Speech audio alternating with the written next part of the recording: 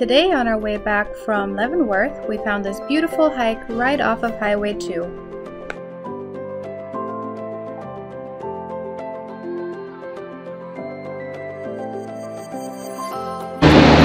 Here we are at Deception Falls Trail. This is only a half-mile trail, and we'll see what it looks like.